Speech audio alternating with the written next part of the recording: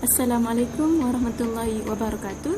Saya Sazwina binti Muhammad Nasir, pelajar Diploma Pasca Siswazah Pendidikan Pengajian Islam Universiti Sains Islam Malaysia, akan membentangkan sebuah video persediaan bagi subjek aplikasi psikologi dalam pendidikan. Jom kita tengok video ini. Topik yang pertama, motivasi. Motivasi ialah penggerak kepada kemahuan dan keinginan hendak berjaya ataupun hendak mencapai sesuatu. Menurut Stanford 2004, motivasi ialah proses menjana, mengarahkan dan mengekalkan tingkah laku. Motivasi terbahagi kepada dua bahagian, iaitu motivasi intrinsik dan juga motivasi ekstrinsik. Motivasi intrinsik merupakan motivasi yang timbul dari diri seseorang. Sebagai contoh, pelajar menyiapkan tugasan kerana keinginan dirinya sendiri tanpa ganjaran dari mana-mana pihak. Motivasi ekstrinsik merupakan motivasi yang datang dari luar atau dari orang lain. Sebagai contoh, pelajar belajar hanya untuk lulus dalam peperiksaan. Teori-teori motivasi. Teori keperluan Maslow. Teori ini telah dikemukakan oleh Abraham Maslow, seorang psikologi kemanusiaan pada tahun 1943 melalui bukunya A Theory of Human Motivation. Teori ini menyatakan dalam diri setiap individu terdapat 5 keperluan yang perlu dipenuhi, seperti fisiologi, keselamatan, sosial, penghargaan dan juga pencapaian hasrat diri. Menurut Maslow, keperluan yang telah dipenuhi inilah yang memberi motivasi kepada individu. Seterusnya, teori peneguhan Skinner. Secara keseluruhannya, teori ini berdasarkan pembentukan kelakuan manusia melalui peneguhan. Peneguhan ialah perkara yang dilakukan untuk menggalakkan sesuatu perlakuan. Menurut Skinner, peneguhan terbahagi kepada dua, iaitu peneguhan positif dan juga negatif.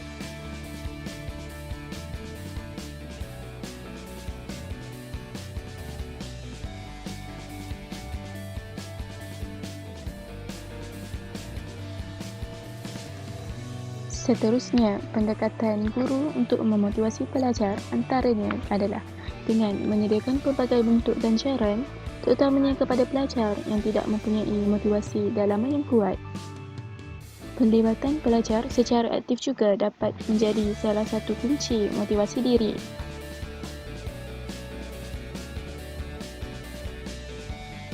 Pelajar akan memberikan tindak balas yang positif apabila guru mengambil berat tentang diri dan juga masalah mereka.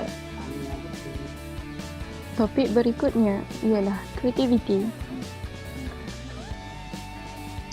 Pemikiran merupakan satu proses mental yang memerlukan pengetahuan, melibatkan pengolahan kemahiran-kemahiran, ditujukan ke arah penyelesaian masalah tingkah laku. Pemikiran kritis.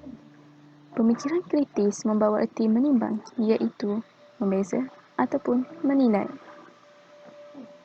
Kepentingan pemikiran kritis dalam PDP adalah seperti berikut.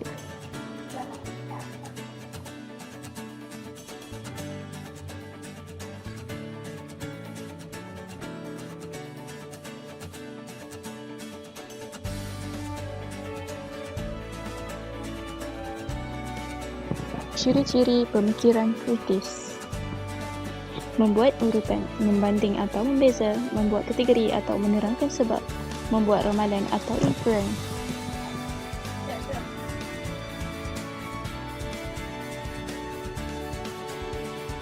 Apa yang dimaksudkan dengan pemikiran kreatif?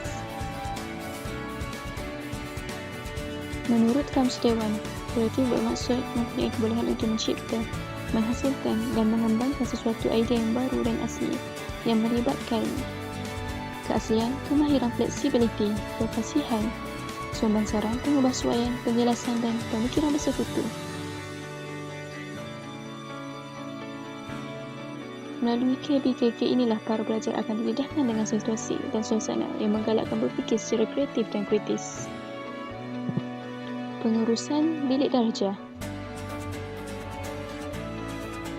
Bilik darjah merupakan medan perjuangan utama seorang guru.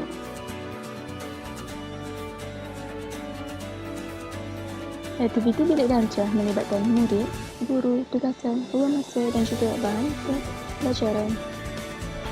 Pengurusan bilik darjah ialah cara yang digunakan untuk mengurus aktiviti pengajaran, susunan fizikal dan juga keadaan psikososial dalam bilik darjah.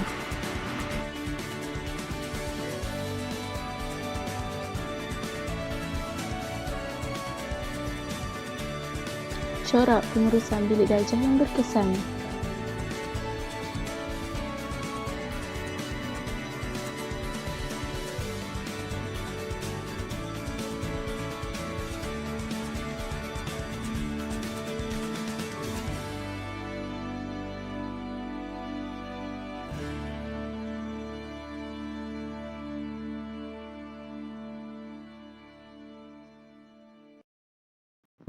Faktor-faktor membentuk persekitaran dan pengurusan bilik darjah yang berkesan.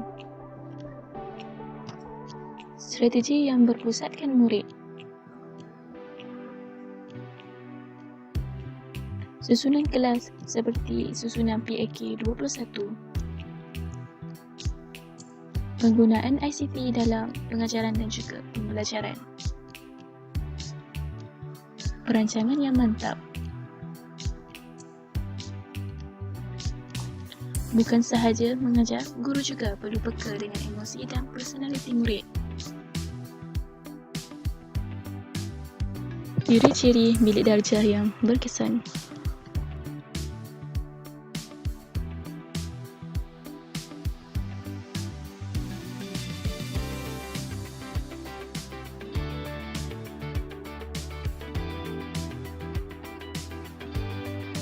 Sekiranya kemahiran pengurusan bilik darjah dapat dikuasai dan dihayati oleh guru, proses PDP di bilik darjah akan menjadi satu pengalaman yang menyeronokkan.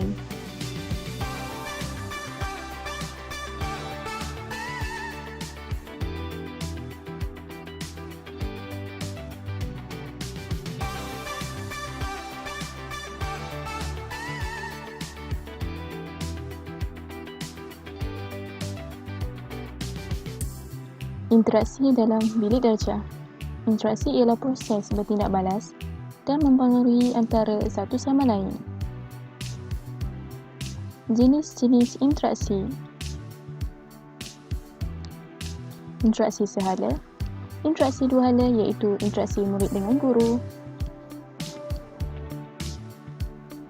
Interaksi dua hala iaitu murid dengan murid dan juga interaksi pelbagai hala.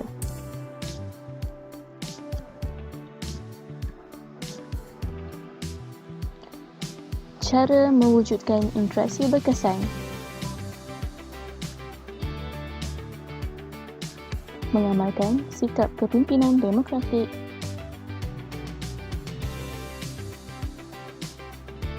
Mengelolakan pelbagai aktiviti berkumpulan. Percakapan yang jelas dan menggunakan teknik penyalaan.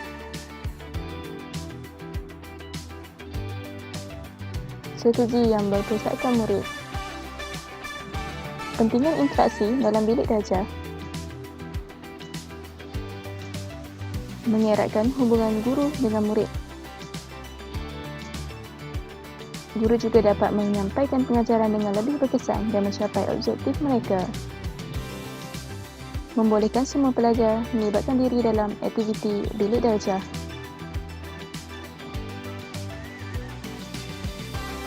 Kesimpulannya, proses interaksi sangat penting supaya segala pertukaran maklumat akan berlaku antara satu sama lain. Interaksi antara guru dengan murid juga dapat menjadikan proses PDP lebih efektif. Sekian sahaja daripada saya. Assalamualaikum warahmatullahi wabarakatuh.